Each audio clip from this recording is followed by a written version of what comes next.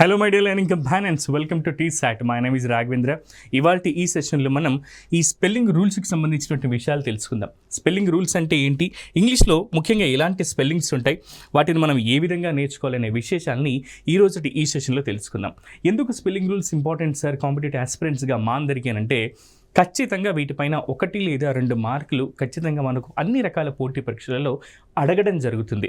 అంతేకాదు కేవలం పోటీ పరీక్షల కోసం ప్రిపేర్ అయ్యే అభ్యర్థులుగానే కాదు, రేపు మీరు ప్రభుత్వ అధికారులైన తర్వాత ఎలాంటి పొరపాట్లు చేయకుండా స్పెల్లింగ్ రూల్స్ని నేర్చుకున్నట్లయితే మీ డ్రాఫ్టింగ్ విషయంలో కానివ్వండి, మీ తర్వాత ఉద్యోగ జీవితంలో కూడా ఈ కాన్సెప్ట్ అనేది మీకు చాలా వరకు ఉపయోగపడుతుంది. సో స్పెల్లింగ్ రూల్స్లో ముఖ్యంగా కొన్ని విషయాలు ఇక్కడ మనం చూద్దాం.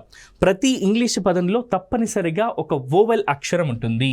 AEIOU అనేటటువంటి ఈ ఓవెల్ అక్షరాలు ఏవైతే ఉంటాయో అవి ఖచ్చితంగా ప్రతి పదంలోని ఇది కలిగి ఉంటుంది. ప్రతి సిలబుల్ కూడా ఒక వోవెల్ అక్షరాన్ని కలిగి ఉంటుంది.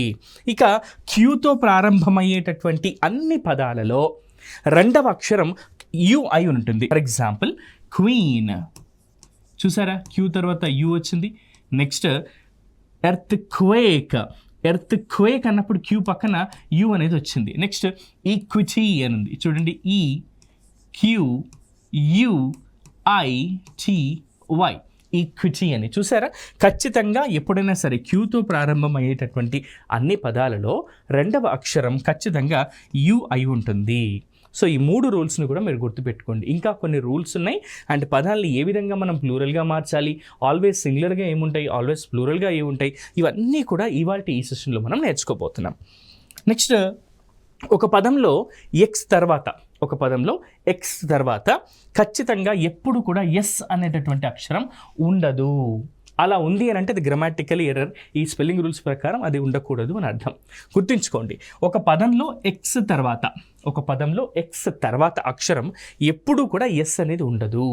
ఫర్ ఎగ్జాంపుల్ ఎగ్జైట్ అని అంటున్నాం, ఇక్కడ ఎక్స్ తర్వాత సి వచ్చింది కానీ ఎస్ రాలేదు. అలాగే ఎక్సైజ్ అని ఉంది, ఇక్కడ కూడా ఎక్స్ తర్వాత సి వచ్చింది కానీ ఎస్ అనేది రాలేదు. గుర్తుంచుకోండి, ఎప్పుడైనా సరే ఒక పదంలో ఎక్స్ అనే అక్షరం తర్వాత ఎస్ అనేటటువంటి అక్షరం ఎక్కడ కూడా ఉండదు. ఇక షార్ట్ ఓవెల్ అంటే ఏంటి, లాంగ్ ఓవెల్ అంటే ఏంటో ఒకసారి మీకు నేను చెప్తాను. ఒక పదాన్ని మనం ఉచ్చరిస్తున్నప్పుడు ఆ పదంలో ఒకవేళ లాంగ్ టైంలో ఆ ఓవెల్ని మనం ప్రొనౌన్స్ చేస్తున్నట్టయితే, లాంగ్ వర్షన్లో మనం ఆ ఓవెల్ని ప్రొనౌన్స్ చేసినట్టయితే దాన్ని మనము లాంగ్ ఓవెల్ అని అంటాం. మరి షార్ట్ ఓవెల్ అంటే అర్థం ఏంటి సార్ అంటే పలకనట్టుగా షార్ట్గా మనం ఆ వోవెల్ని పలికినట్టయితే దాన్ని మనం షార్ట్ ఓవెల్ సౌండ్స్ అని చెప్పి చెప్తాం. షార్ట్ ఓవెల్ శబ్దం కలిగి ఉంటే పదాలు ఒక ఓవెల్ అక్షరాన్ని మాత్రమే కలిగి ఉంటాయి. షార్ట్ ఓవెల్ని శబ్దాన్ని కలిగి ఉండేటటువంటి పదాలు ఏవైతే ఉంటాయో అవి ఒక ఓవెల్ అక్షరాన్ని ఒకటి మాత్రమే కలిగి ఉంటాయట. AEIOUలలో ఏదో ఒకటి మాత్రమే కలిగి ఉంటుంది అని. ఫర్ ఎగ్జాంపుల్ అట్, ఇక్కడ ఏని షార్ట్గా పలుకుతున్నాం మనం, short oval it. Next hot అని అంటున్నాం, ఇక్కడ కూడా చూడండి రెడ్, అప్, ఇలాంటి వాటిని మనం షార్ట్ ఓవెల్ సౌండ్స్ అని చెప్పేసి చెప్తూ ఉంటాం.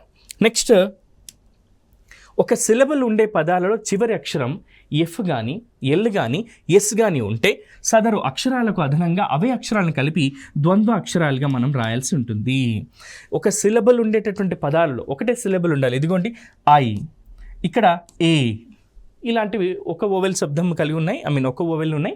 వీటిని 1 సిలబుల్ వర్డ్ అని చెప్పి మనం చెప్తున్నాం. ఇందులో ఒకవేళ చివరి అక్షరం ఎఫ్ కానీ, ఒకసారి గమనించండి, ఎఫ్ కానీ లేదా ఎల్ కానీ లేదా ఎస్ కానీ ఉన్నట్టయితే ఆ పదం చివరిలో ఎస్ యాడ్ చేసి మనం రాయాల్సి ఉంటుంది. ఆ పదం చివరిలో మనం ఇంకొక ఎఫ్ కానీ ఇంకొక ఎల్ కానీ ఇంకొక ఎస్ కానీ యాడ్ చేయాల్సి ఉంటుంది. ఫర్ ఎగ్జాంపుల్ STIF ఉంది, ఇక్కడ ఎఫ్ వచ్చింది కదా, దాని పక్కన ఇంకొక ఎఫ్ రాస్తే స్టిఫ్ అవుతుంది. స్టాల్, STA వచ్చింది కదా, LL వచ్చింది, సో స్టాల్ అని అంటాం మనం. అలాగే STIL అని ఉంది అనుకోండి, ఇక్కడ 1 సిలబుల్ వర్డ్ ఉంది, ఒకటే సిలబుల్ ఉంది, ఎందుకే దీని పక్కన స్టిల్ అని రాసి దీని స్పెల్లింగ్ స్టిల్ అని చెప్పి చెప్తూ ఉంటాం. సో ఈ విధంగా మనం గుర్తుపెట్టుకోవాల్సి ఉంటుంది. ఒక సిలబుల్ ఉండే పదాలలో చివరి అక్షరం ఎఫ్ కానీ ఎల్ కానీ ఎస్ కానీ ఉంటే ఆ అక్షరాలకు అవే అక్షరాన్ని కలిపి వాటిని ద్వంద్వ అక్షరాలుగా రాయాల్సి ఉంటుంది. అందుకే స్టిఫ్, స్టిల్, స్టాల్ లాంటి పదాలను ఇక్కడ మనం ఉపయోగిస్తున్నాం. ఇంకొన్ని రూల్స్ మనం తెలుసుకుందాం మిత్రులారా. ఈ అనేటటువంటి చివరి అక్షరంతో ఉండే పదాలు ఏదైనా సఫిక్స్ పదంతో కలిసేటప్పుడు ఆ పదంలోని చివరి ఈ అక్షరం తొలగించి మిగతా స్పెల్లింగ్ రాయాల్సి ఉంటుంది. ఒకసారి గమనిద్దాం. కమ్ ప్లస్ ఇంగ్ అని ఉంది. ఇక్కడ ఈని తీసేసి కమింగ్ అని చెప్పి రాస్తాం. అలాగే రేస్ ప్లస్ ఇంగ్ అని ఉంది. ఇక్కడ చివరిలో ఈని తీసేసి రేసింగ్ అని చెప్పి రాస్తాము.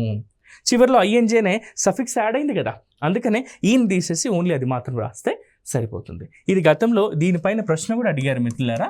ఇందులో ఏది తప్పుగా ఉంది అని చెప్పేసి అడిగినప్పుడు స్పెల్లింగ్ రూల్స్లో ఇవి గుర్తుపెట్టుకున్నట్టయితే మీకు మంచి మార్కుల్ని సాధిస్తారు. నెక్స్ట్ ఆల్, ఏఎల్ఎల్ ఆల్ అనేటటువంటి ప్రిఫిక్స్ పదం ఇంకొక పదంతో కలిసే సందర్భంలో ఏఎల్ఎల్ ఆల్ అనేటటువంటిది ప్రిఫిక్స్ అంటే ఏంటి? పదానికి ముందు ఉండేది. సఫిక్స్ అంటే పదం చివరిలో ఉండేది. రూట్ వర్డ్ ఏదైతే ఉంటుందో దానికి ముందు వచ్చేదేమో ప్రిఫిక్స్, చివరిని వచ్చేదేమో సఫిక్స్ అని అంటాం. అలా ఆల్ అనేటటువంటి ప్రిఫిక్స్ పదం ఏఎల్ఎల్ ఆల్ అనేది ప్రిఫిక్స్గా యాడ్ అయినప్పుడు ఇంకొక పదంతో కలిసే సందర్భంలో ఏఎల్ఎల్లో ఉన్నటువంటి చివరి ఎల్ని అంటే ఈ రెండవ ఎల్ని తీసేసి మిగతా స్పెల్లింగ్ రాయాల్సి ఉంటుంది. కొన్ని ఎగ్జాంపుల్స్ చూద్దాం. ఆల్మోస్ట్ అని అనుకోండి, ఇక్కడ ఎల్ తీసేయాలి, ఆల్మోస్ట్ అని చెప్పి రాస్తాం. నెక్స్ట్ ఆల్రెడీ అని అనుకోండి, ఏఎల్ఎల్లో చివరి ఎల్ తీసేసి ఆల్రెడీ అని చెప్పి రాస్తాం. ఇది చాలా వరకు ఇంపార్టెంట్. ఇది కూడా గతంలో అడిగినటువంటి ప్రశ్న మిత్రులారా. వివిధ రకాల పోటీ పరీక్షలలో వీటిపైన ప్రశ్నలు అడిగారు కాబట్టి వీటిని రూల్స్గా మళ్ళీ మనం ఇక్కడ నేర్చుకుంటున్నాం. కొన్ని ఎగ్జాంపుల్స్ని కూడా చూస్తున్నాం. వీటిని మరి కనుక మీరు వీలైతే ఇంకొన్ని వీటి మీద ప్రాక్టీస్ చేసినట్టయితే పోటీ పరీక్షలలో అడిగినప్పుడు ఇక్కడ మీ వర్క్ అనేది ఈజీ అవుతుంది. సాధారణంగా అయితే ఏదైనా ఒక పదానికి ప్రిఫిక్స్ పదం కలిపేటప్పుడు ఆ స్పెల్లింగ్లో దాదాపు ఎటువంటి మార్పు ఉండదు. కొన్ని ఎగ్జాంపుల్ చూద్దాం. డీయాక్టివేట్, ఇక్కడ ఎలా మారిపోయింది చూడండి, డీయాక్టివేట్గా మారిపోయింది. నాన్ ఫిక్షన్గా మారిపోయింది. ఇక్కడ ఏమైనా మార్పు చేర్పులు చేసామా మనం? లేదు. ఆల్రెడీ ఆ ప్రిఫిక్స్ని యాడ్ చేస్తాం ప్లస్ ఆ పదాన్ని యాడ్ చేస్తాం, రెండు కూడా సిమిలర్గానే ఉన్నాయి. సో ఈ విధంగా మనం గుర్తుపెట్టుకుంటే మనకి ఇంకా కొన్ని మంచి మార్క్స్ వచ్చే అవకాశం ఉంది. ఓవెల్ అక్షరంతో ముగిసే పదాలు చివరిలో ఈడి, ఇంగ్ వంటి సఫిక్స్ పదాలతో కలిస్తే ఎప్పుడైనా సరే ఓవెల్ అక్షరంతో ముగిసేటటువంటి పదాలు ఏవైతే ఉంటాయో అంటే ఒక పదం చివరిలో ఓవెల్ ఉన్నట్టయితే అప్పుడు దానికి చివరిలో మనం సఫిక్స్ యాడ్ చేస్తున్నప్పుడు ఏ సఫిక్స్లు ఈడి కానీ ఐఎన్జీ కానీ యాడ్ చేసినప్పుడు ఆ సందర్భంలో సఫిక్స్ మరియు పదానికి మధ్య వై అనేటటువంటి అక్షరం చేర్చి ఆ స్పెల్లింగ్ని మనం పూర్తి చేయాలి. ఇంత చెప్పినా కూడా కొంచెం కన్ఫ్యూజింగ్ ఉంటుంది. అందుకే మనం ఏం చేద్దాం అంటే ఎగ్జాంపుల్ తీసుకుందాం. జాక్ ప్లస్ ఇంగ్ అని ఉంది, దీన్ని ఎలా రాస్తాం? జోకింగ్ అని. ఇక్కడ వై యాడ్ చేసాం. జర్నీ ప్లస్ ఇంగ్, జర్నీయింగ్ అని చెప్పి రాస్తాం. ఈ విధంగా మనం రాయాల్సి ఉంటుంది. సో ఒకసారి గమనించండి మీరు, ఓవెల్ అక్షరంతో ముగిసేటటువంటి పదాలు ఈడీ కానీ ఐఎన్జీ అనేటటువంటి సఫిక్స్ పదాలతో కలిసే సందర్భంలో సఫిక్స్ మరియు పదంకి మధ్యలో వై అనేటటువంటి అక్షరాన్ని చేర్చి స్పెల్లింగ్ రాయాల్సి ఉంటుంది. ప్రొనౌన్స్ని రాసేటప్పుడు మొదటి అక్షరం ఎప్పుడు కూడా క్యాపిటల్ లెటర్తోనే రాయాల్సి ఉంటుంది. ఎందుకంటే ఒక సెంటెన్స్ని మనం స్టార్ట్ చేస్తున్నప్పుడు ప్రొనౌన్తో రాసేటప్పుడు మొదటి అక్షరం ఎప్పుడు కూడా క్యాపిటల్ అక్షరంతోనే రాయాల్సి ఉంటుంది. నెక్స్ట్ జే మరియు వి చివరి అక్షరంగా ఇంగ్లీష్లో దాదాపు ఎటువంటి పదాలు ఉండవు. జే మరియు వి అక్షరం అనేవి చివరి అక్షరాలుగా లేదా చివరి అక్షరంగా ఇంగ్లీష్లో దాదాపు ఎటువంటి పదాలు లేవట. ఈ రూల్స్ని కనుక మీరు గుర్తుపెట్టుకుంటే ఖచ్చితంగా పోటీ పరీక్షలలో మీకు మంచి మార్కులు సాధిస్తారు. మరి ఇంతసేపు మీరు ప్రిఫిక్స్ అన్నారు, సఫిక్స్ అన్నారు, దాని గురించి ఇంకొంత డీటెయిల్గా చెప్పండి సార్ అని మీకు ఒక డౌట్ రావచ్చు కదా. అందుకే ఇప్పుడు మనం డీటెయిల్గా సఫిక్స్ అంటే ఏంటి, ప్రిఫిక్స్ అంటే ఏంటో ఒకసారి మనం చూద్దాం. ప్రిఫిక్సెస్ అంటే ఏంటి, సఫిక్సెస్ అంటే ఏంటో ఒకసారి మనం చూద్దాం. ఇంగ్లీష్ పద నిర్మాణంలో ఇప్పుడు మన ఇంగ్లీష్ స్ట్రక్చర్ ఏదైతే ఉంటుందో ప్రిఫిక్సెస్ అండ్ సఫిక్సెస్ పాత్ర చాలా ప్రధానంగా కనిపిస్తుంది. ఇంగ్లీష్లో చాలా వరకు పదాలు 2 లేదా 3 మాటల లేదా పదాల కలయిక వలన ఏర్పడతాయి. చాలా వరకు పదాలు కూడా 2 లేదా అంతకంటే ఎక్కువ పదాల కలయిక ద్వారా మనకు ఆ మాటల ద్వారా ఆ పదాలు అనేవి ఏర్పడుతూ ఉంటాయి. ఇందులో ఒకటి ప్రధాన పదం అంటాం, దీన్నే బేస్ వర్డ్ అని, రూట్ వర్డ్ అని అంటాం. తర్వాత ప్రిఫిక్స్ కానీ లేదా సఫిక్స్ కానీ ఉంటుంది. సో ఒక పదానికి బేస్ పదం ఏదైతే ఉంటుందో దానికి ముందు యాడ్ చేస్తేనేమో ప్రిఫిక్స్ అంటాం, చివరిలో యాడ్ చేస్తేనేమో సఫిక్స్ అని అంటాం. ఒకసారి చూద్దాం ఎలా యాడ్ చేయాలి, ఆ రూల్స్ ఏంటో కూడా తెలుసుకుందాం. రూట్ పదానికి బేస్ వర్డ్ ఏదైతే ఉంటుందో లేదా రూట్ వర్డ్ ఏదైతే ఉంటుందో దానికి ముందు వైపు వచ్చి చేరే పదాన్ని ఫర్ ఎగ్జాంపుల్ ఇది బేస్ వర్డ్ అనుకుందాం. ఓకే, ఈ బేస్ వర్డ్కి ముందు వచ్చి చేరే పదాన్ని ఏమోమంటాం మనం ప్రిఫిక్స్ అని అంటాము. ఇదే కుడివైపున ఇటువైపున చివరిలో చేరే పదాన్ని ఏమంటాం సార్ అంటే సఫిక్స్ అని అంటాము, గుర్తుంచుకోండి. అలాగే వెనక వైపు వచ్చి చేరే పదాన్ని సఫిక్స్ అని అంటాము. ఈ సఫిక్స్ మరియు ప్రిఫిక్స్ అనేవి ఒక నిర్దిష్ట అర్థాన్ని కలిగి ఉండి వాటితో కలిసే పదాలకు కూడా అర్థాన్ని ఆపాదిస్తాయి లేదా అర్థాన్ని చేకూరుస్తాయి అనే విషయాన్ని గుర్తుపెట్టుకోండి. ఒక పదం ఇది రూట్ వర్డ్ అనుకుంటే దీనికి ముందొచ్చి చేరితేనేమో ప్రిఫిక్స్ అని, చివరొచ్చి చేరితేనేమో సఫిక్స్ అని అంటాయి. ఆ పదాలు కూడా ప్రిఫిక్స్ సఫిక్స్ అనే పదాలు కూడా అర్థవంతంగా ఉంటాయి. అవి చేరి ఇంకా ఈ బేస్ వర్డ్ ఏదైతే ఉంటుందో దాన్ని ఇంకా అర్థవంతంగా మారుస్తాయి. ఈ విధంగా మీరు నేర్చుకున్నట్లయితే ఖచ్చితంగా పోటీ పరీక్షలలో మంచి మార్కులను సాధిస్తారు. సో సఫిక్స్ అంటే ఏం చేశారంటే group of letters attached to the end of a root word to change the words meaning. ఇచ్చినటువంటి రూట్ వర్డ్ ఏదైతే ఉందో దానికి చివరిలో యాడ్ చేసేటటువంటి పద సమూహాన్ని మనం ఏమంటాం సార్ అంటే అక్షరాల సమూహాన్ని ఏమంటామంటే సఫిక్స్ అని అంటాము. ఈ సఫిక్స్ వల్ల ఏమవుతుంది అంటే పదం అర్థం మారిపోతుంది. ఈ బేస్ వర్డ్ ఏదైతే ఉందో రూట్ వర్డ్ ఏదైతే ఉందో దాని అర్థం మారుతుంది. నెక్స్ట్ ప్రిఫిక్స్ అని అంటున్నాం. Groups of letters attached to the beginning of a word to change the words meaning.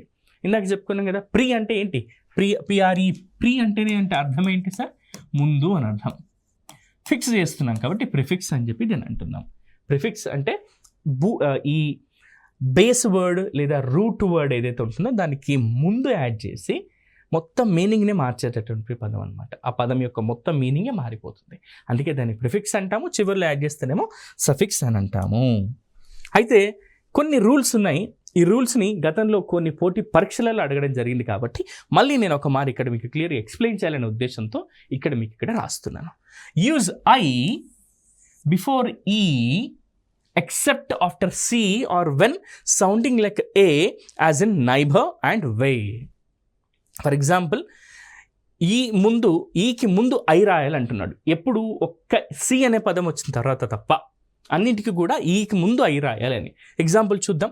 Piece, పిఐఈసి ఉంది. ఇక్కడ ఈకి ముందు ఏమొచ్చింది సార్ మనకి, ఐ వచ్చింది. So piece. చీఫ్, ఇక్కడ చూడండి ఈకి ముందు ఏమొచ్చింది సార్ మనకి, ఐ. నెక్స్ట్ ఇక్కడ చూడండి పర్సీవ్, సార్ ఈ తర్వాత వచ్చింది సార్ ఐ, ఇక్కడేమో అక్కడ అన్నారు కదా అంటే అక్కడ ఏముంది, సి అనే పదం ఉంది.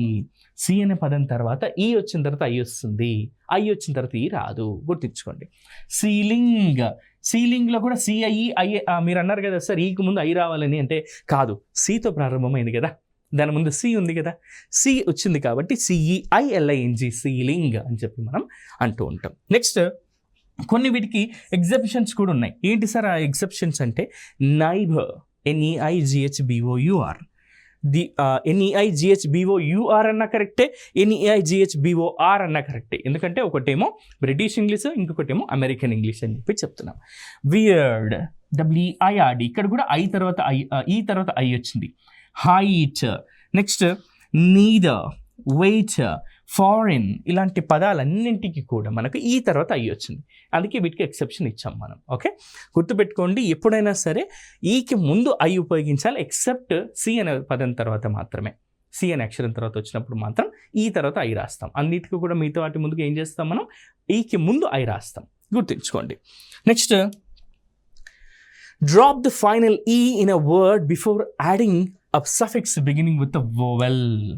AEIOU but not before a suffix beginning with a consonant అని చెప్పి చెప్తున్నాం. దీనికి సింపుల్ ఎగ్జాంపుల్ చెప్పాలంటే చెప్తాను మీకు. RIDE, ఈ వచ్చింది ఇక్కడ చివరిలో, ఇక్కడేమో ING వచ్చింది. దీనికి ఇక్కడ ఉన్నటువంటి ఈని తీసేసి యాడ్ చేస్తే రైడింగ్ అవుతుంది, రైడింగ్ అవుతుంది. గైడ్, గైడ్ అంటే మార్గనిర్దేశకత్వం అని. మరి ఇక్కడ చివరిలో ఈ వచ్చింది, దీన్ని ఏం చేయాలి సార్ అంటే తీసేసి ANC అయ్యేటటువంటి సఫిక్స్ రాసినప్పుడు గైడెన్స్, మార్గనిర్దేశకత్వము అని చెప్పి చెప్తాం. నెక్స్ట్ లైక్, ఇక్కడ ఇది ఏం చేయాలి, ఈని తీసేయాలి, లైక్ నెస్. మరి ఇక్కడ లైక్కి ఈ వచ్చింది కదా సార్ అంటే కొన్నింటికి ఎక్సెప్షన్ కూడా ఉంటుంది. ఇందాక మనం చెప్పిన but not before a suffix beginning with a consonant అని అన్నాం. నాట్ కాన్సనెంట్తో స్టార్ట్ అవుతుంది కదా సఫిక్స్, ఇది ఎంతో, కాబట్టి ఈయన అలాగే ఉంచాం. అరేంజ్, చివరిలో ఈ వచ్చింది, ఇక్కడ మెంట్ వచ్చింది, ఎమ్తో స్టార్ట్ అయింది సఫిక్స్, కాబట్టి ఈని అలాగే ఉంచాలి, అరేంజ్మెంట్ అని చెప్పి చెప్తున్నాం. ఒకవేళ ఈ సఫిక్స్ అనేది ఓవెల్తో స్టార్ట్ అయితేనేమో దానికి ముందు ఓవెల్ని తీసేయాలి. అలా కాకుండా కాన్సనెంట్తో స్టార్ట్ అయితే ఆ ఓవెల్ అలాగే ఉంచి సెంటెన్స్కి యాడ్ చేస్తే సరిపోతుంది. ఇది గతంలో అడిగినటువంటి ప్రశ్న మిత్రులారా. గతంలో అడిగారు స్పెల్లింగ్ ఆఫ్ గైడెన్స్ అని చెప్పేసి అడిగారు, స్పెల్లింగ్ ఆఫ్ అరేంజ్మెంట్ అని అడిగారు. సో అంటే find out the correct spelling word, correct spelled word అని చెప్పేసి ఇచ్చి 4 ఆప్షన్స్ ఇచ్చినప్పుడు ఈ ప్రశ్నలు అడిగారు గతంలో. సో గుర్తుంచుకోండి. Change a final y to I before a suffix unless the suffix begins with I అని చెప్పేసి అన్నారు. ఒకసారి చూద్దాం. పార్టీ అని అన్నారు, ఇక్కడ y వచ్చింది, ఇక్కడ es వచ్చింది. దీన్ని ఎలా రాస్తున్నాం మనం? పార్టీస్ అని చెప్పి రాస్తున్నాం. ట్రై, TRI, y ఉంది ఇక్కడ, ట్రైస్ అని చెప్పి రాస్తాం. ట్రయింగ్ అలాగే ఉంచాం, కాపీయింగ్ అలాగే ఉంచాము. గుర్తుంచుకోండి. సో ఈ విధంగా మనం చేంజెస్ చేసుకుంటాం. Change a final y to I before a suffix unless the suffix begins with I అని చెప్పేసి ఇచ్చారు మనకి ఇక్కడ. ఓకే, ఇంకొన్ని రూల్స్ చూద్దాము. డబుల్ అ ఫైనల్ సింగిల్ కాన్సనెంట్, బాగా వినండి.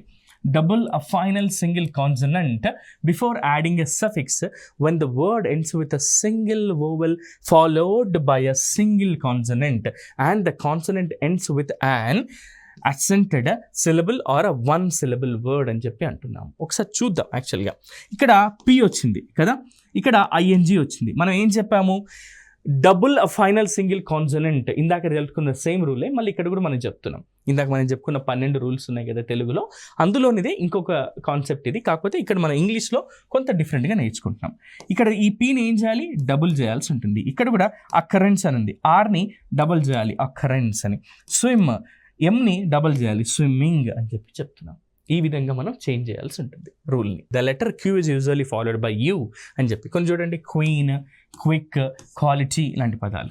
The letter S never follows X. ఇందాక చెప్పినాం కదా, ఎక్స్ అనే పదం తర్వాత ఎప్పుడు కూడా ఎస్ ఉండదని. The consonants V, J, K, W and X are never doubled. మరి ఇందాక మనం చేసినాం కదా సార్, స్టాపింగ్ అంటే పీని డబుల్ చేసినాం, అక్కరెన్స్లో ఆర్ని డబుల్ చేసినాము, అండ్ ఇందాక ఇంకొక పదంలో కూడా స్విమ్మింగ్లో ఎమ్ని డబుల్ చేసినాము. అంటే ఇక్కడ ఒకసారి గమనిద్దాం.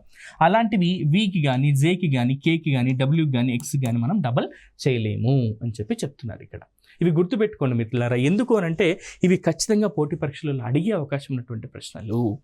Next, adding a prefix to a word does not usually change the spelling. కొన్నిసార్లు ప్రిఫిక్స్ని యాడ్ చేసినంత మాత్రం ఆ స్పెల్లింగ్లో మార్పు ఉండదు. ఒకసారి చూద్దాం. బై స్కిల్, రియాక్ట్, రియాక్ట్గా మారుతుంది. To make a word plural, if the word ends with a consonant, add y, change the y to an I and add es. ఇది గతంలో చెప్పుకున్నటువంటిదే. మనం బేబీ అని ఉంటే y తీసేసి ప్లూరల్ చేయాలంటే బేబీస్గా రాస్తాం. ఇవే రూల్ మళ్ళీ మనం ప్లూరల్కి చేంజ్ చేసుకుంటున్నప్పుడు ఇప్పుడు నెక్స్ట్ ఇంకొక 2 minutesలో మనం అవి తెలుసుకోబోతున్నాం.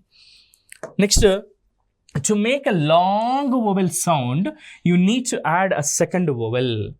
ఏదైనా సరే ఒక ఇచ్చినటువంటి ఓవెల్ని లాంగ్ ఓవెల్ సౌండ్గా మార్చాలంటే దాని పక్కన ఇంకొక ఓవెల్ రాయాల్సి ఉంటుంది. బౌచ్, BOAT ఉంది, బౌచ్ అని పలుకుతున్నాం. చీప్, ఈ పక్కన ఏ రాసాము, పెయిడ్ ఏ పక్కన ఐ రాసాము. సో ఈ విధంగా మీరు దీన్ని లాంగ్ ఓవెల్ సౌండ్గా మార్చాలంటే ఓవెల్ పక్కన ఇంకొక ఓవెల్ రాయాల్సి ఉంటుంది. Next, when y is at the end of a 2-syllable word, it usually stands for the long e sound అన్నమాట. ఒకసారి గమనిద్దాం. బేబీ అని ఉందనుకోండి, వై కాస్త ఈగా మారుతుంది మనకి శబ్దం పలకడం. పెన్నీ చూసారా, క్యాంజీ, ఇవన్నీ ఎలా పలుకుతున్నాం మనం? ఈగా పలుకుతున్నాం. వైగా పలుకుతున్నామా? లేదుగా. బేబీ అంటున్నాం కానీ బేబాయ్ అంటున్నామా? పెన్నీ అంటున్నాం కదా పెన్నాయ్ అంటున్నామా? క్యాండీ అంటున్నాం కానీ క్యాండై అంటున్నామా? అనట్లేదు కదా. సో వై అనేది ఎలా మారుతుందంటే ఇక్కడ ఈగా పలుకుతాం మనం. ఇది గుర్తుంచుకోండి. If one syllable word has 2 vowels, the first vowel is usually long and the second one is silent. ఒకసారి చూడండి. వీల్, లీఫ్, చీమ్, ఇందులో ఉన్నటువంటి 2 vowels ఏవైతున్నాయో the first vowel is usually long and second one is silent అంటున్నాం. Eel అన్నప్పుడు ఈ first పలుకుతున్నాం, leaf అన్నప్పుడు ఈ పలుకుతున్నాం, చీమ్ అన్నప్పుడు ఈ పలుకుతున్నాం. ఏ పలుకుతున్నామా? చైమ్ అంటున్నామా? అనట్లేదు కదా. సో అందుకే ఇక్కడ ఈ రూల్ని రాసాం మనం. నెక్స్ట్, ఇంకొన్ని పాయింట్స్ మనం చూద్దాం. Words ending in a vowel and Y can add the suffix ed or ing without making any other changes. చూద్దాం ఒకసారి. బైయింగ్, డిలేయింగ్, ఎంప్లాయిడ్, ఇక్కడ ఏమైనా చేంజెస్ చేస్తామో చివరికి జస్ట్ వాటిని మనం యాడ్ చేస్తాం అంతే. Next, when the letters EY are at the end of a 2-syllable word, they usually stand for the long ఈ సౌండ్. ఇక్కడ చూడండి, డాంకీ, వ్యాలీ, మనీ. ఇక్కడ చూసారు ఎక్కడ పలుకుతున్నాం మనం? ఈనే పలుకుతున్నాం. ఈ పక్కన వై ఉన్నప్పటికీ కూడా ఈ వై అనేది ఈగానే పలుకుతున్నాం మనము. ఇది గుర్తుంచుకోండి. Next, rules to change singular to plural. ఇది ఖచ్చితంగా అందరికీ తెలుసుకోవాల్సినటువంటి రూల్స్. పోటీ పరీక్షల అభ్యర్థులుగా, అలాగే ప్రభుత్వ అధికారులుగా, ఇంగ్లీష్ మీద మక్కువ ఉండి ఇంగ్లీష్లో ఎలాంటి పొరపాటు లేకుండా నేను రాయగలగాలి, మాట్లాడగలిగాలి అనుకున్న వాళ్ళందరికీ కూడా ఈ రూల్స్ అనేవి చాలా ఇంపార్టెంట్. ఒకసారి గమనిద్దాం. ఇవి చాలా ఈజీగా అనిపిస్తాయి అండ్ నేర్చుకుంటూ ఉన్న కొద్దీ వీటి మీద ఇంట్రెస్ట్ మనకు బాగా పెరిగిపోతూ ఉంటుంది. అవేంటో ఒకసారి మనం చూద్దాం. For the plural form of most nouns add S. ఏదైనా సరే ఒక ఉన్నటువంటి వర్డ్ని ప్లూరల్గా మార్చాలంటే సింపుల్గా ఎస్ యాడ్ చేస్తాం మనం. For example, bottle, bottles, cup, cups, pencil, pencils, desk, desks, window, Windows. సింపుల్గా ఎస్ యాడ్ చేస్తే చాలా, అది ప్లూరల్ ఫామ్గా మారిపోతుంది. దీనికి ఎలాంటి రూల్స్ అక్కర్లేదు. జస్ట్ సింపుల్గా కొన్నింటికి మనం ఎస్ యాడ్ చేస్తాం చాలు. అలా కాకుండా ఒకవేళ for nouns that end in S కానీ, ఎస్ఎస్ కానీ, సిహెచ్ కానీ, ఎస్హెచ్ కానీ, ఓ కానీ, ఎక్స్ కానీ ఉంటే అప్పుడు మనం చివరిలో ఈఎస్ యాడ్ చేయాల్సి ఉంటుంది. ఇచ్చినటువంటి ఒక నౌన్ని మనం ప్లూరల్ నౌన్గా మార్చాలి. అవును, సింగులర్ అంటే ఏంటి, ప్లూరల్ అంటే ఏంటి సార్? సింగులర్ అంటే ఏకవచనము, ప్లూరల్ అంటే బహువచనం అని చెప్పి అంటున్నాం. మరి ఏకవచన నామవాచకాల్ని బహువచన నామవాచకాలుగా మార్చాలి అంటే ఏకవచన నామవాచకాల చివరిలో ఎస్ కానీ, ఎస్ఎస్ కానీ, సిహెచ్ కానీ, ఎస్హెచ్ కానీ, ఓ కానీ, ఎక్స్ కానీ ఉంటే దాని చివరిని ఈఎస్ యాడ్ చేస్తే చాలా, అది ప్లూరల్ ఫామ్గా మారిపోతుంది. ఒకసారి చూద్దాం. బాక్స్ ఎక్స్తో ఎండ్ అయింది కాబట్టి ఈఎస్ యాడ్ చేస్తాం. బాక్సెస్. బ్రష్ ఎస్హెచ్తో ఎండ్ అయింది. బ్రషెస్. Watch, watches. వాచ్ అంటే చూచుట కదా సార్ అని మీకు డౌట్ రావచ్చు. వాచ్ అంటే చూచుట కదా సార్ అని మీకు డౌట్ రావచ్చు. ఈ వాచ్ వేరు. వాచ్ అంటే priest watch, it's a noun అని చెప్పి గుర్తుపెట్టుకోండి. Mango, mangoes. Bus, buses. Class, classes. ఈ విధంగా మనము ఎస్ కానీ, ఎస్ఎస్ కానీ, సిహెచ్ కానీ, ఎస్హెచ్ కానీ, ఓ కానీ, ఎక్స్ కానీ ఉంటే నౌన్ చివరిలో దాన్ని ప్లూరల్గా మార్చడానికి ఈఎస్ మనం యాడ్ చేస్తాం. ఒకవేళ for nouns that end in F or FE change F to V and add ES. ఒకవేళ ఒక నౌన్ చివరిలో ఎఫ్ కానీ, ఎఫ్ఈ కానీ ఉంటే దాన్ని ప్లూరల్గా మార్చాలంటే ఎఫ్ని తీసేసి వీని పెట్టి చివరిలో ఈఎస్ యాడ్ చేస్తే చాలు. ఎలా సార్ అంటే, ఉల్ఫ్, ఇక్కడ ఎఫ్ వచ్చింది, దీన్ని ఎఫ్ తీసేసి వి పెట్టి ఈఎస్ యాడ్ చేస్తే చాలు, ప్లూరల్గా వూల్స్గా మారిపోతుంది. వైఫ్, ఇక్కడ ఎఫ్ఈని తీసేసి వి పెట్టి ఈఎస్ యాడ్ చేస్తే చాలు, వైవ్స్గా మారిపోయింది.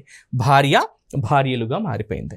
లీఫ్, ఎఫ్ని తీసేసి విఎస్ యాడ్ చేస్తే లీవ్స్, ఆకులు అని చెప్పి చెప్తున్నాం. లైఫ్, ఎఫ్ఈ తీసేసి విఎస్ యాడ్ చేస్తే చాలు, లైవ్స్గా మారిపోయింది. ఈ విధంగా మనం చేంజెస్ చేయాల్సి ఉంటుంది. Next, some nouns have different plural forms. కొన్నింటికి డిఫరెంట్ ప్లూరల్ ఫార్మ్స్ ఉంటాయి. చైల్డ్ అని ఉందనుకోండి, చిల్డ్రన్ అని అంటాం. విమెన్ అని ఉందనుకోండి, ఈ యాడ్ చేస్తాము, విమెన్గా మారిపోతుంది. విమెన్ కాస్త విమెన్గా మారిపోతుంది. Man, men. Mouse, mice. Goose, geese. ఈ విధంగా మారిపోతూ ఉంటాయి. ఇవి గుర్తుంచుకోండి. మరి ఇంకొన్ని రూల్స్ ఉన్నాయి, అవి కూడా మనం ఒక్కొక్కటిగా చూద్దాం మిత్రులారా. చివరి 4 నిమిషాల్లో మనం nouns that end in vowels like Y or O don't have defined rules అని చెప్పి చెప్తున్నాం. కొన్నింటికి మనకు రూల్సే ఉండవు. అవేంటి, బేబీ అని ఉంది, చివరిలో ఐఎస్ యాడ్ చేస్తే బేబీస్ అయ్యింది. ఇక్కడ టాయ్ అని ఉంది, ఇక్కడ ఎస్ యాడ్ చేస్తే చాయిస్ అయ్యింది. కిడ్నీ అని ఉంది, కిడ్నీస్. పొటాటో, ఈఎస్ యాడ్ చేస్తాం, పొటాటోస్గా మారిపోయింది. Okay, next, a few nouns have the same singular and plural forms. కొన్నింటికి సింగులర్ నౌన్స్కి ప్లూరల్ నౌన్స్కి ఒకటే పదం ఉంటుంది. అది ఏంటో ఒకసారి మనం చూద్దాం. Sheep, sheep. షీప్ అంటే గొర్రె అంటాము, షీప్ అంటే గొర్రెలు అని ప్లూరల్ ఫామ్ కూడా అంటాం మనం. Sheep, sheep. దీనికి ప్లూరల్ ఫామ్ ఉండదు. Next, deer, deer. Series, series అంటాం. ఇప్పుడు మనం టీవీలో వెబ్ సిరీస్లు చూస్తూ ఉంటాం. వెబ్ సిరీస్ అంటే అర్థం ఏంటి? ఇక్కడ సిరీస్ అనేది ప్లూరల్ ఫామ్ ఒకటే అండ్ సింగులర్ ఫామ్ కూడా అదే ఉంటుంది. వెబ్ సిరీసెస్ అంటామా? అక్కడ తప్పు పట్టినట్టు మనం. వెబ్ సిరీసెస్ అనము, వెబ్ సిరీస్ అంటాం. గుర్తుంచుకోండి, అదే ప్లూరల్ ఫామ్, అదే సింగులర్ ఫామ్ అవుతుంది. నెక్స్ట్, ఇంకొన్ని చూద్దాం మిత్రులారా. ఆల్వేస్ సింగులర్స్గా ఉండేటటువంటి పదాలు, ఇవి గతంలో అడిగినటువంటి ప్రశ్న. వీటికి ప్లూరల్ ఫామ్స్ ఉండవు, సింగులర్ ఫామ్సే ఉంటాయి. ఇవి ఆల్వేస్ సింగులర్గానే ఉంటాయి, వాటినే మనం యూజ్ చేస్తాం. చూద్దాం. లగేజ్, లగేజ్గానే ఉంటుంది. ఫర్నిచర్ అని ఉంటుంది. ఎప్పుడైనా గమనించండి, ఫర్నిచర్స్ అని ఇచ్చాడు అనుకోండి, ఇది గ్రామాటికల్ ఎర్రర్. ఫర్నిచర్గానే ఉండాలి. ఫర్నిచర్స్ అని అన్నాం అనుకోండి, ఇది గ్రామాటికల్లీ తప్పు.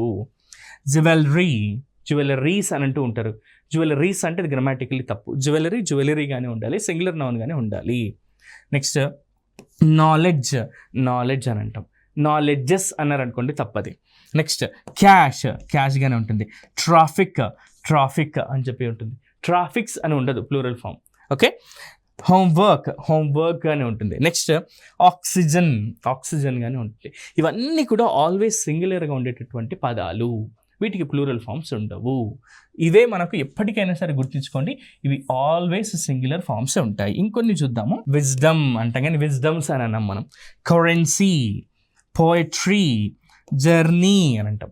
పోయట్రీ అంటేనేమో కవిత్వము, పోయం అంటేనేమో పద్యము. నెక్స్ట్ జర్నీ అంటే ప్రయాణము. జర్నీస్ అని అన్నాం అనుకోండి, తప్పు అవుతుంది. అక్కడ జర్నీ అనేది ఎప్పటికైనా సరే ఆల్వేస్ సింగులర్ ఫామే ఉంటుంది.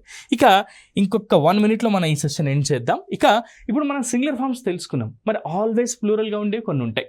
ఆల్వేస్ ప్లూరల్గా ఏవే ఉంటాయి సార్ అంటే స్పెక్టికల్స్, కళ్ళ జోడుని మనము ఎప్పుడైనా సరే ప్లూరల్ ఫామ్గానే గుర్తించాలి.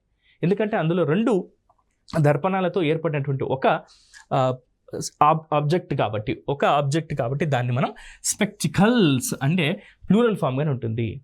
స్పెక్టికల్స్ అని అంటాం. నెక్స్ట్ గాగిల్స్, ఇవి కూడా కళ్ళజోళ్ళే కాబట్టి దీన్ని ఆల్వేస్ మనం ప్లూరల్ ఫామ్గానే ఉపయోగించాల్సి ఉంటుంది. సాక్స్, ఇవి కూడా సాక్స్గానే ఉంటుంది. పీపుల్ ఎప్పుడైనా సరే ప్రజలు అని అంటాం కానీ ప్రజ అని అన్నాం కదా, సో పీపుల్గానే ఉంటుంది. పోలీస్, ఇది కూడా ఆల్వేస్ పోలీస్గానే ఉండాలి. పోలీస్ అంటేనే రక్షక భటులు అని అర్థం. ఎప్పుడైనా సరే కరెక్షన్ ఆఫ్ సెంటెన్సెస్లో పోలీస్ ఈజ్ కమింగ్ అన్నారు అనుకోండి, పోలీస్ ఈజ్ అని అనుకోండి, కమింగ్ అని అన్నాడు అనుకోండి, పోలీస్ ఈజ్ కమింగ్ అని ఉంటే ఈజ్ అని తీసేసి మనం ఏం రాయాలి, పోలీస్ ఆర్ కమింగ్. ఓకే, ఈ విధంగా రాయాల్సి ఉంటుంది. పోలీస్ అనేది ఎప్పుడైనా సరే plural form, always plural form ఇది. Okay, next trousers, scissors, vegetables అని. వెజిటబుల్ మార్కెట్ అంటూ ఉంటారు, అది పొరపాటు. వెజిటబుల్స్ మార్కెట్ అని చెప్పి మనం చెప్పాలి. ఓకే, వెజిటబుల్ అన్న కూడా ఇక్కడ కరెక్ట్ అవుతుంది, కానీ వెజిటబుల్స్ అనేది ఆల్వేస్ ప్లూరల్ ఫామ్ ఉంటుంది. సో ఇవి ఖచ్చితంగా మీరు అందరూ తెలుసుకోవాల్సినటువంటి స్పెల్లింగ్ రూల్స్. వీటి మీద గతంలో చాలా ప్రశ్నలు అడగడం జరిగింది. దయచేసి మిత్రులందరూ కూడా గుర్తుంచుకోండి. ఇప్పుడు మనం చెప్పుకున్నటువంటి పాయింట్స్ అన్నీ కూడా చాలా ఇంపార్టెంట్. ఇది మీరు పోటీ పరీక్షలకు అభ్యర్థులుగా అండ్ మీరు జాబ్ సాధించిన తర్వాత ఉద్యోగులుగా కూడా ఇవన్నీ మీకు ఇంపార్టెంట్ కాబట్టి గుర్తుంచుకోండి. అండ్ ఈ మంచి విషయాలను తెలుసుకొని ఈ స్పెల్లింగ్ రూల్స్ నేర్చుకొని మీరు ది బెస్ట్గా పర్ఫామ్ చేస్తారని, మంచి మార్క్స్ తెచ్చుకొని మీరు కలల కన్నా ఉద్యోగాన్ని సాధిస్తారని మనస్ఫూర్తిగా ఆశిస్తూ నేను మీ రాఘవేంద్ర నెక్స్ట్ సెషన్లో మళ్ళీ కలుద్దాం. Thank you.